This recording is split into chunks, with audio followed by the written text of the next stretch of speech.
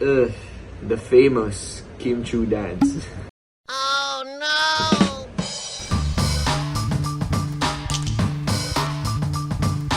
What's up guys? This is Enchong Dee, your friendly budgetarian. Grabe, tagal ko na hindi nagtatrabaho, nabubulol na ako. But I guess it's okay. We're working from our houses. And nakita nyo naman, this is the perfect get up when you're working from home. Today, may mga request sa akin to react on mean tweets. Game! Alright! Let's start with dun, dun, dun, dun. The photo with me and Dai in the Eiffel Tower. Obviously, this was in Paris. Tapos, we were there for a concert for Blood Sisters. Tapos, we were sightseeing. Took a photo there kasi everyone was taking their own photos. Erich is basically my wife in this work kasi siya talaga yung kasama ko. Sabay kaming nag-mature, sabay kaming halos nagsimula, sabay din kami nagkaroon ng break with 14, and I think everyone knows about it. So, that one is basically just like a Nene and Jojo photo like 10 years ago. Kumbaga, si Nene at saka si Jojo nagpunta ng Paris. Oh, the photo na nakatingin ako kay Kuya P na ng Sun Life kami na outfit. So this was in, I think, Camp Krame. Tapos may run yung Sun Life. Kasi ang question namin kami tatlo nila River tsaka ni Gerald. How was Piolo Pascual able to sustain his popularity for decades? And bilib na bilib kami sa kanya in terms of that. So this was the time that he was giving some advices. Tapos nakatingin lang ako sa kanya. It's like admiring what he was saying. And then someone took a photo. I think Pep ata yung nag-take ng photo na yun. Tapos pinublish nila without any malicious stuff. But people started retweeting it and people think that it's funny. People think it's gay. I think people were also making fun of find someone that would look at you like Enchong looks at Piolo. Something like that. It was actually funny. I was really admiring what he was telling me that time. So, yeah, for what it's worth, I'm sure you had a good meme and good laugh from it. So, I'll give you that.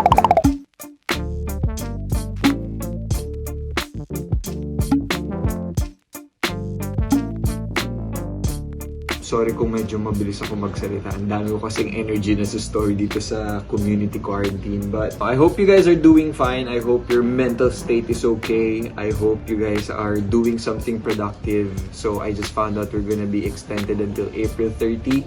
I'm all for it if it's going to be for our own safety and for the well-being of the majority.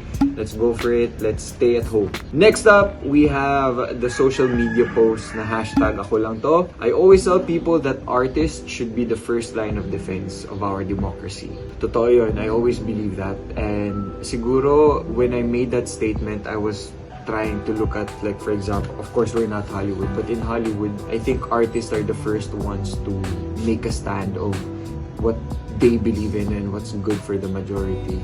People tend to agree but mostly do nothing about it. Ang dami ko kasi nakakausap na, oo, Enchong, sige, naniniwala ako dyan, but tatahimik lang sila.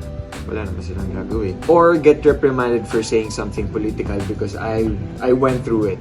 I was reprimanded for saying something political from the past. Very few listen and even fewer are brave enough to stand their ground because of their reputation. And I've heard this so many times from my colleagues, from my co-workers that, you know, they take their reputation so seriously that they don't care about the majority or they don't care about the democracy or the socio-political events that are happening in our society, in our surroundings. And then now that ABS-CBN, my home for almost 15 years, is being wrongly accused of so many things. I am angry, I am sad, and I am bothered, that's what I was feeling during that time. I'm sad. Siyempre, kung ikaw mawawalan ka ng trabaho, siyempre, malulungkot ka talaga. And I am bothered because this commotion, this chaos that they're creating just to, you know, divert the people from what's really happening in our society, in our country. They're doing that because mas marami silang oras doon to divert the real issues, which is like people are hungry, people are facing injustice, so on and so forth. The traffic, blah, blah, blah, blah, blah, blah. I made that from my heart, from my personal sensitivities. Alright, next up, the famous Kim Chiu dance. Oh no! It was an accident, katulad nga na sinabi ko dati. During that time, of course, it really bothered me. Wala akong ginawa kundi mag-sorry kay Kim because syempre, it was her health or it was her well-being na nalagay sa alanganin eh. So, I allowed myself to apologize right after the prod number. But people made fun of it so much to the point na until now kapag may mga competitions na involve lifting or like throwing whoever, parang we're always part of that meme. So, again, for what it's worth, I'm giving you a good meme, but, you know, during that time, it was an accident. It's not something that you can laugh about, but I'm glad na hindi nasaktan si Kim. And I'm glad that we can still dance together. Aww. Cute naman ng mayor namin. Favorite talaga ni Mama. I'm proud and I'm happy that meron tayong isang katulad ni Vico Soto na young leader that would inspire and motivate the people to, you know, for the next election, let's look for something like Mayor Vico that is really a public servant. Hashtag public servant. I always say that this country has so much potential, has so much resources that are untapped, that are not maximized. Pero sayang kasi ang ganda talaga ng Pilipinas and we really have a chance for us to be up there. I always believe that Filipinos really look for inspiration from our political leaders. Our government inspires us to be a better citizen. It's a win-win situation. If we have a government that is responsible and would take all the right actions, especially in this kind of situations, in this kind of weird time, then let's elect those people. Kasi karamihan sa kanila, alam kung ano yung dapat gawin, alam kung ano yung dapat para sa bansa natin, pero hindi naman sila gawin kasi hindi natin sila nabuboto. Advice ko for you guys, let's research for who are we going to vote for the next elections. And this one was 4 years ago. This was during the time of the election. It was a tweet back and tweet replies from Sandro Marcos. It was him apologizing. Hey man, I understand that one of my fake accounts tweeted you wanted to say I'd never say something like that. Apologies. So, to be proper, I said, you know, me too, I apologize for what I've said because I'm not that bad. I mean, I'm a bad person, but I'm not that bad. I guess I became too passionate with this election, which I think is normal. But again, I have this belief that, you know, his surname is not helping. I know we have different opinions about it, but I guess I'm just basing mine from facts, from historical records, our Philippine history. Katulad nito, if someone apologizes, even though you have different points of views, you accept it. Next is my video scandal. Meron daw akong video scandals.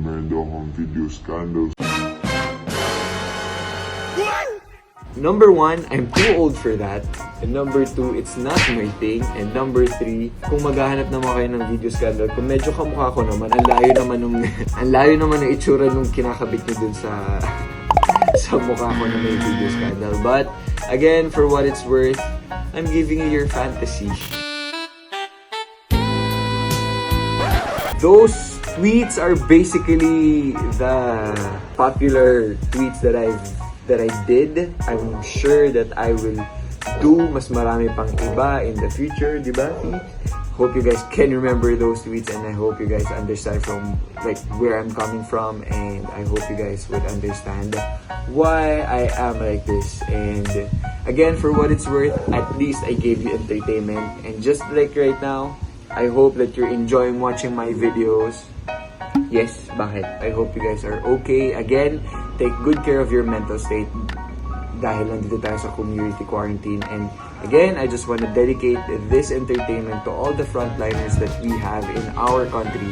Doctors, nurses, grocery people, sanitation staff, the admin that runs everything that we need, and those people na continuously donating to our public servants that are really out there being in front of the line fighting this COVID-19 outbreak. Thank you very much for your services And sana kapag natapos to, healthy kayo at sana okay kayo at sana magkita-kita tayo. And I personally want to thank all our frontliners in the future.